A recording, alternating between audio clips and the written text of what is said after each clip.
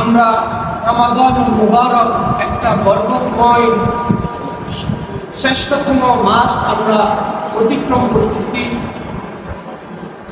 এই মাসের রমাদানুল মুবারকের সবচাইতে গুরুত্বপূর্ণ যে ইবাদত সেটা হচ্ছে রোজা, সিয়াম। এখন এই রোজার মাধ্যমে আমাদের কি ফায়দা হয়, আমাদের কি লাভ হয়, আমাদের এই রোজার মাধ্যমে আমাদের কি অর্জন হয়, এই রোজার মাধ্যমে আমাদের কি ইমপ্যাক্ট আছে, এটা জানার দরকার আছে। যে কোনো কাজের আগে আপনি যদি সেই কাজের সম্পর্কে আপনি যদি তার কাজ সম্পর্কে জানতে পারেন না, তার নথি, তার ফলাফল যদি আপনি আগে জানতে পারেন, তাহলে সেই কাজের প্রতি আপনার স্পৃহা, কাজের প্রতি আপনার আগ্রহ কি হবে, বেড়ে যাবে। এই জন্য এই রমাদানুল মুবারকের সবচাইতে বরকতময় যেটা হচ্ছে রোজা, এই সম্পর্কে আজকে আমরা জানব ইনশাআল্লাহ। আল্লাহ রাব্বুল আলামিন পবিত্র কুরআনুল কারীমের মধ্যে সূরাতুল বাকারার 83 নম্বর আয়াতের মধ্যে রাব্বুল আলামিন ইরশাদ করেছেন, ইয়া আইয়ুহাল্লাযীনা আমানু কুতিবা আলাইকুমুস সিয়াম কামা কুতিবা আলাল্লাযীনা মিন ক্বাবলিকুম লাআল্লাকুম তাত্তাকুন।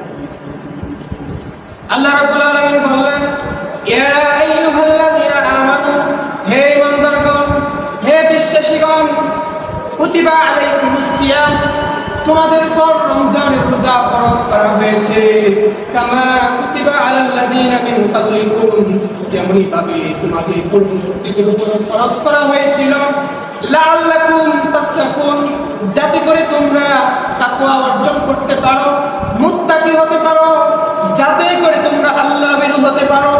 এই জন্য রমাদানুল মুবারক তোমাদের জন্য ফরজ করা হয়েছে। তাহলে রমাদানুল মুবারক আমাদের উপর ফরজ করা হয়েছে, আমাদের পূর্ববর্তীদের উপরও ফরজ করা হয়েছে। কিসের জন্য? যাতে করে আমরা লাআল্লাকুম তাত্তাকুন, মুত্তাকি হতে পারি, আল্লাহ ভীরু হতে পারি, ক্ষুধাভীতি অর্জন করতে পারি। তাহলে রমাদানুল মুবারকের সবচেয়ে গুরুত্বপূর্ণ যে পয়েন্ট হচ্ছে, সবচেয়ে গুরুত্বপূর্ণ যে বিষয়টা হচ্ছে, সেটা হচ্ছে তাকওয়া অর্জন করা। কি অর্জন করা? তাকওয়া অর্জন করা। তাকওয়া মানে কি? তাকওয়া মানেটা হচ্ছে আল্লাহর ভয় অন্তরে জাগ্রত করা, আল্লাহর ভীতি অন্তরের ভিতরে জাগ্রত করা, আমার ভিতরে অন্তরে খাউফ, আল্লাহর ভয় যথাযথভাবে জাগ্রত করা। তাকওয়া মানেটা কি? তাকওয়া মানেটা হচ্ছে আল খাউফু মিনাল জালিল। এক নম্বর হচ্ছে আল খাউফু মিনাল জালিল। তাকওয়াটা হচ্ছে আল্লাহকে যথাযথভাবে ভয় করে তার আদেশগুলো মানা এবং তার সমস্ত নিষেধগুলো কি করা, বর্জন করা। তাকওয়ার 2 নম্বর অর্থ হচ্ছে আমাল বিল কলিব।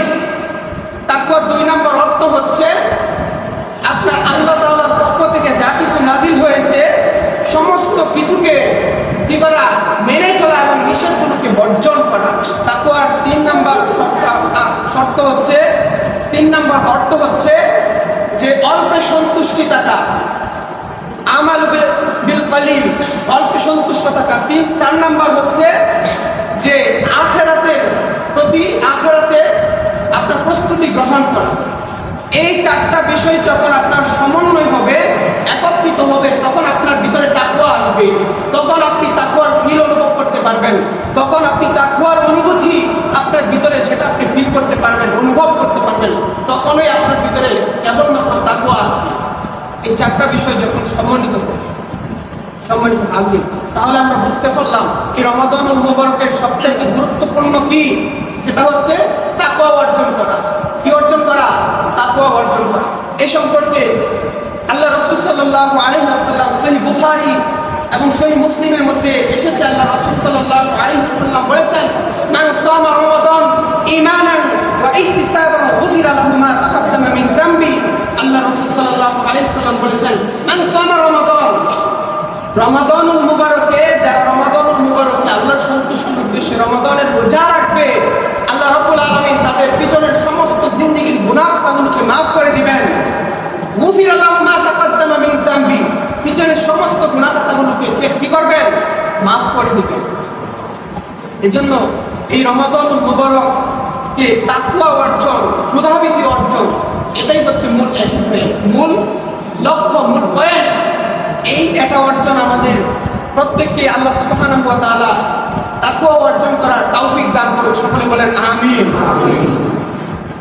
এই রোজাদারদেরকে আল্লাহ সুবহানাহু ওয়া তাআলা নিজ হাতে কি দিবেন? পুরস্কার দিবেন। আস-সাওমু লি ওয়া আনা আজিজি বিহি। আল্লাহ রাব্বুল আলামিন বললেন রোজা আমার জন্য, আমি এর পুরস্কার আমি আমার নিজ হাতে দিব। আল্লাহ বলতে পারতেন নামাজ আমার জন্য, এটা বলেন নাই। আল্লাহ বলছে রোজা আমার জন্য, আর এটার পুরস্কার আমি নিজ হাতে দিব। সুবহানাল্লাহ। আল্লাহ সুবহানাহু ওয়া তাআলা আমাদেরকে সহি